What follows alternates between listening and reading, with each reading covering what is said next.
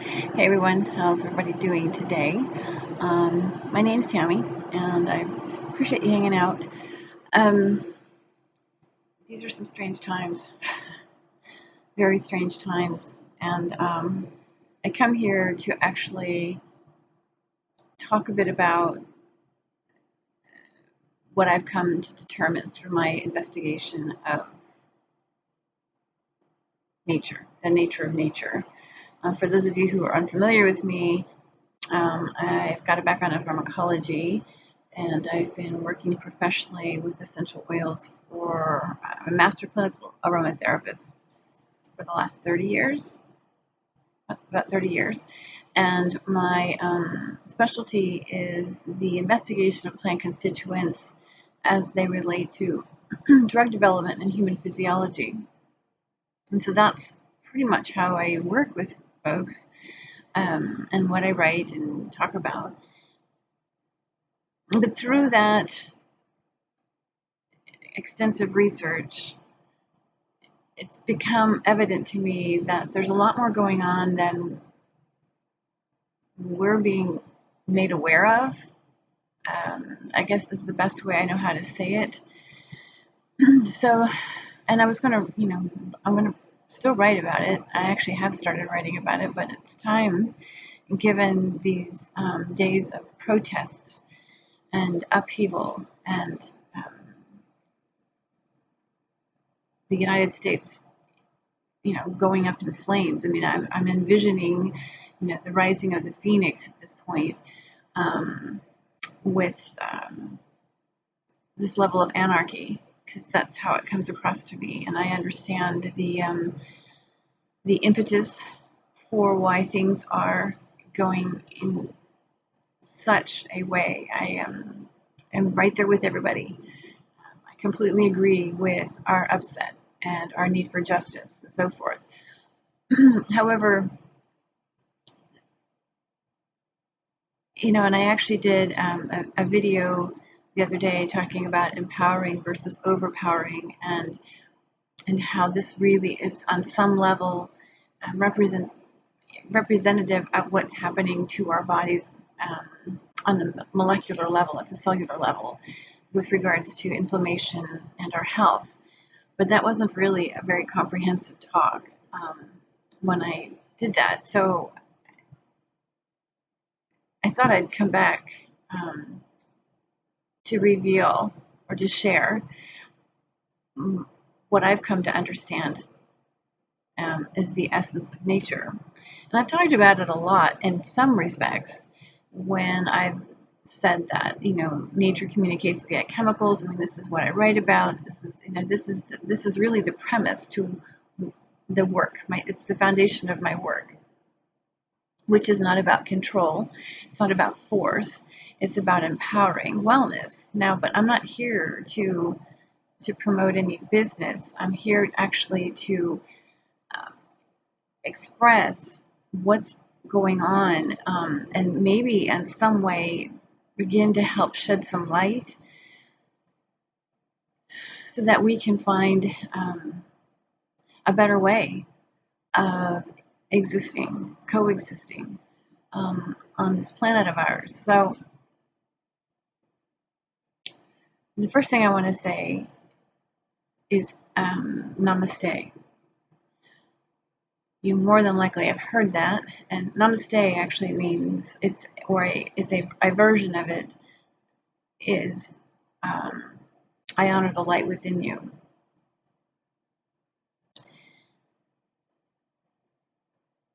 I, for some reason, heard that earlier today. I heard Namaste, and it dawned on me that this is frequently said at the beginning and at the end of yoga. It is said for other purposes as well. And but when I think about honoring the light within you, I understand that in order for me to honor the light within you, I must be willing and able to honor the light within myself. We can't honor the light within anybody else unless we're honoring the light within ourselves. And so I really want to emphasize that Namaste is a state of mind. It's a state of being, more specifically, and that's wellness. Now, when we talk about nature communicating with chemicals, it also communicates with light. Okay. Again, things that I've talked about here over the last few months specifically has included 5G. Now, this isn't a conspiracy thing. This isn't that. So, please put that to the side. This is just a point. Okay, we already know that light alters genetic expression. Otherwise, we wouldn't be using it for cancer treatments. You know, millimeter waves, which is what 5G is, and so is 4G and 3G. They're just more intense waves. But 5G is actually used in Russia to help with the treatment of certain health conditions. So we recognize that light has this capacity. This is one of the reasons why essential oils are not regulated and used for healthcare, because we cannot guarantee the quality, because the difference in light, the difference in temperature, the differences in soil quality. So all of these factors influence the chemistry of the plant. Okay, it's all impacted. Now, what's interesting to me is that plants communicate, as I mentioned, with chemicals, but they're communicating with one another. And so when there is a, let's just say, infestation of some sort of insect, okay, they will begin to, or a particular plant will begin to produce, as it's becoming threatened, it changes its chemistry. Okay, this is nature. This is what oxidative stress is in the human being, and inflammation. There's a threat, so therefore the DNA makes the necessary adjustments, producing oxidative stress for the mere fact of relieving, protecting us, and the survival of the organism. And so this is what plants are doing. But the thing that we have to keep in mind is these are what's considered aromatic compounds. And this is not something that just circulates internally. These plants will emit these chemicals. This is, so it's not just about protecting the plant structure from once the bug lands on it. It's also about putting it out there as a message to go away. Okay, so it's emitting these chemicals, and so it will notify this happens, and so this is actually notifying the plants around it that there's this potential threat coming. So the other plants begin to make chemical changes. Again, it's the DNA. There's no thought going into this as far as we know thought. It's just an automatic response to messages coming in. Okay, because keep in mind, if it's an insect infestation, those bugs are putting off a chemical, especially if they're in a swarm. Okay, so that group mentality is putting off. And of course, there's also just we can talk about energy, but there's no like, that's not what the bugs are doing. It's just they're in this to win it. They're in, it's that collective mindset. So they're on purpose. They've got a mission, and they're emitting their own chemistry, which is picking up. It's actually, in many respects, notifying the plants that this is occurring. So then the plants make their changes, and then notify. Then those chemicals are emitted and then ends up notifying the surrounding plants. So this is the chemistry of nature. Okay, we are no different. Now I know, if you're on social media at all, I mean, we see, all sorts of people talking about how we're connected and everything is connected. And the fact is that there's a lot of truth to that. We are connected. We're connected even via chemicals. And so we are, we can talk about like we're all one. We're more one than we realize.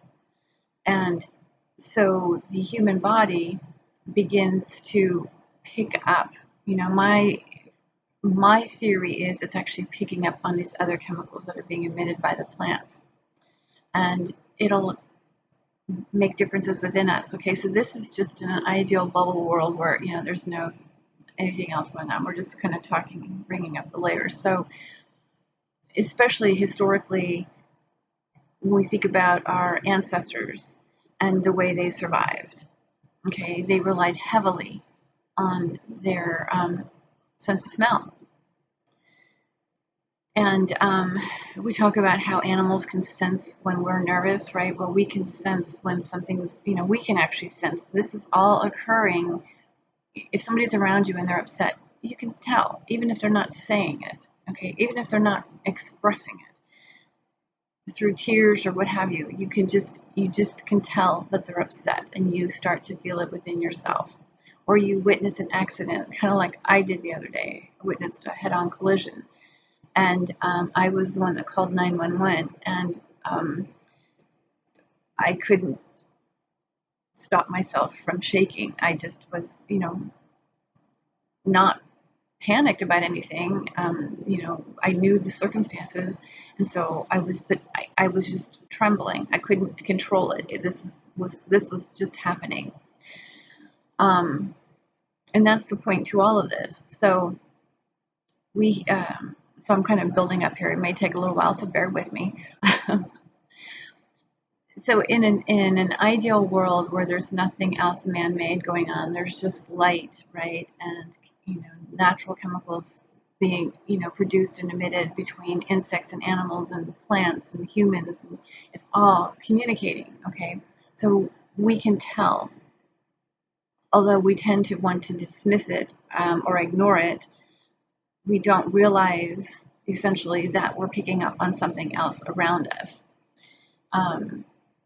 This is significant, and this is again another reason why, if you're with somebody, because they are actually emitting their stress hormones, they're producing stress hormones which are being emitted. These are aromatic compounds. You may not be able to smell them per se, but they're considered aromatic because they will activate olfactory receptors in the skin and in the nose, and so these olfactory receptors are found throughout the body. I did a radio show, which, by the way, I miss doing radio. I can hardly wait to get back to doing that. But I did a radio show that was talking about this. Now we throw into the mix 45 million chemicals, man-made chemicals. Over, tens of thousands of them are, over 70,000 to be specific, have been confirmed endocrine disruptors. We recognize their influence on the human hormonal system. If it's affecting us, it's affecting everything. Okay, so let's just say that if it's affecting our body and it's causing distress, which is leading to oxidative stress, which is then producing inflammation and disease, because technically this survival mechanism, which is the stress response, is meant to be temporary. It's not meant to be 24/7, okay? But we're being exposed to mental and emotional distress. We're being exposed to chemical distress, and so our systems are consistently activated. Now, let's just say that the plants are responding in the same way. We can't tell if a tree is nervous. It's not nervous per se. It's just responding to the chemistry in the air. And what if that is producing oxidative stress in order to keep the tree and surrounding plants safe? But they're putting off, again, because their chemistry has changed and they're producing chemicals of protection. Those are also being emitted. So now we're picking up on that. So it becomes this huge melting pot, kind of like we're sitting in a cauldron of chemical signals that are, and we are not realizing, and for somehow, and I get it. I mean, I'm right there with you. We see ourselves as separate. We don't recognize that this is all happening and that this is all linked, and that our bodies are actually reacting to that of somebody else. And so when the coronavirus broke out, we started to see heightened levels of fear and people just really beginning to panic, and it became almost more infectious than the virus itself. And this is what I'm getting at, is we're picking up on these things. And now with all of these protests going on, while they are extraordinarily important because this change needs to occur. It's imperative. These shifts have got to happen for us to break free from these old stories, this old paradigm. And as I said, like with the car accident, I couldn't control the trembling. It just was something that happened. You know, there were people gathering, the drivers in both vehicles, there's all of this apprehension, right? And I wasn't worried about anything. But see, this is just it. We have all of this coaching and that we need to just stop worrying. And I've even been so bold as to say, do what you can to stop worrying and to put this.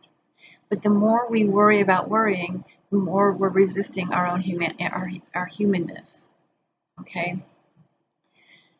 Last night, I had the worst bout of IBS that I have had in I can't remember years. It was the worst episode I have ever had. It lasted for almost 5 hours, and I was using oils.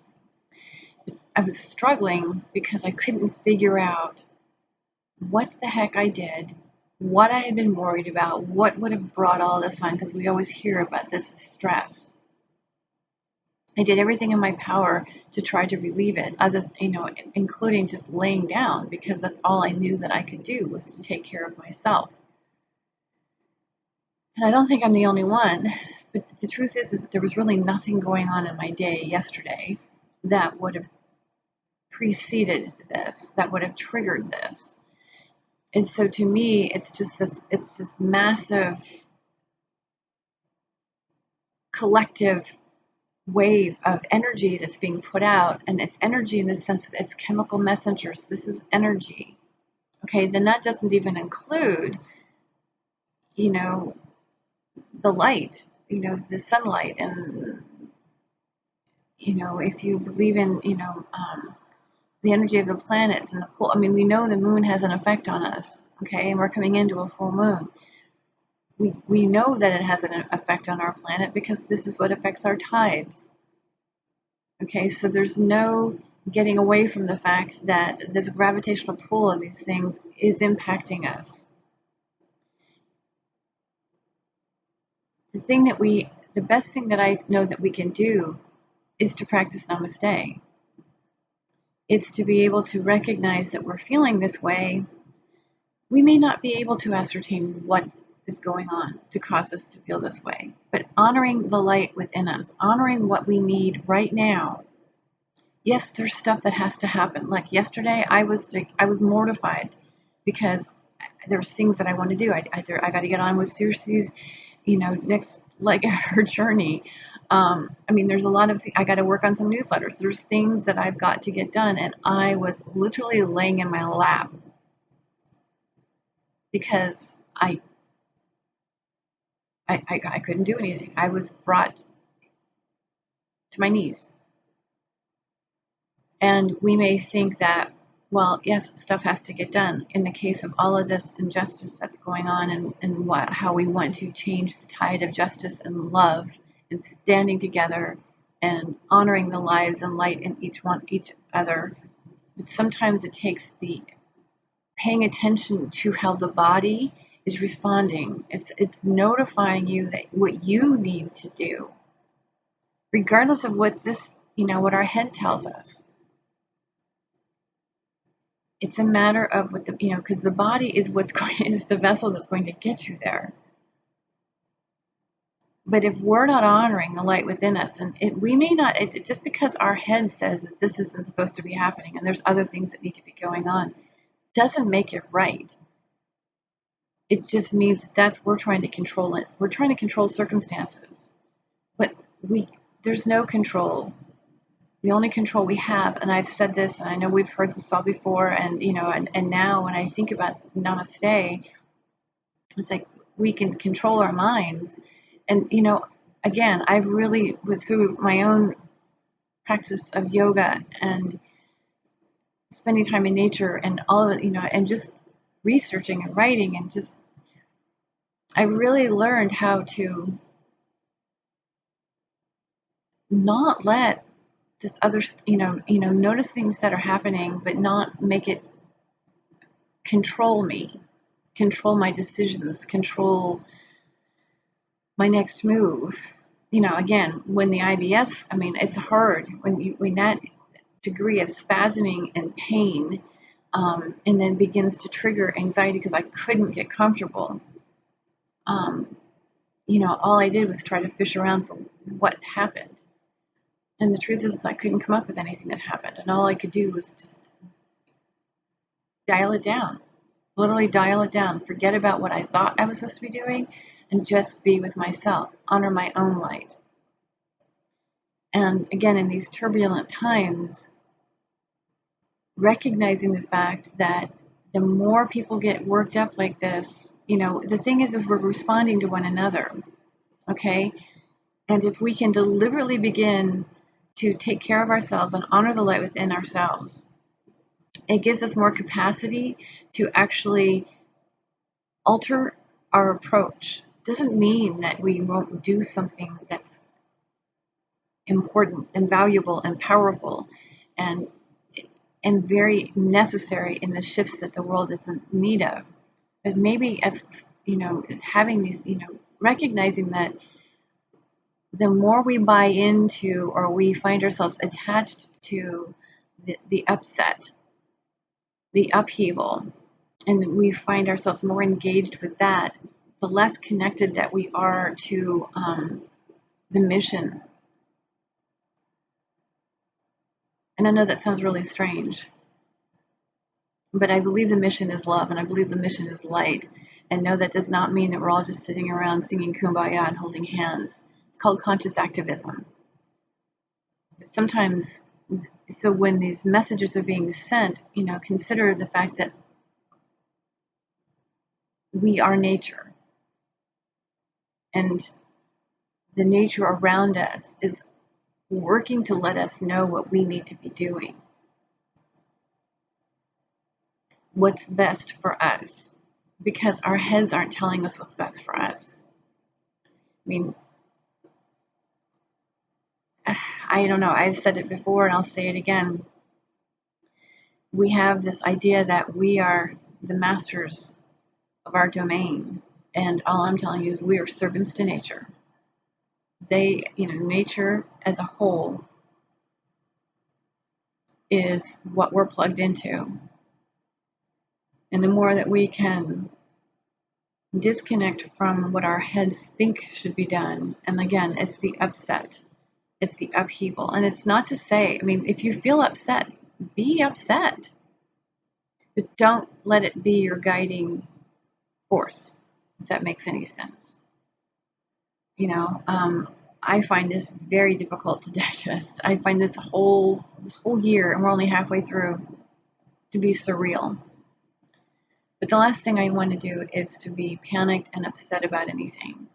But when I feel it, that's the best thing I know to do. And last night was a great example. When I feel the upset, I just need to step away. And sometimes you can't control the upset. That's probably the biggest message. We can't control the upset. The upset is going to be a part of our existence. All we can do is be with the upset and use the upset as a means of taking care of ourselves, just like the plants being upset, like the insects, the infestation coming in, and that's distressing the plant. The plant doesn't sit there and, try to calculate, oh my God, how am I going to do this? How are we going to I got to get people. It doesn't do any of that. It simply takes in the information and very stoically makes the necessary adjustments and then notifies the world around through emanation. That's it. Just through emissions, their own emissions, it notifies the world around that this is happening, and so now it becomes this ripple effect. But the plant doesn't panic, and neither do, to me, plants are it, man. They are it. Yes, we can see animals panic, but they have, there's what we call the higher brain, right? I'm beginning to wonder.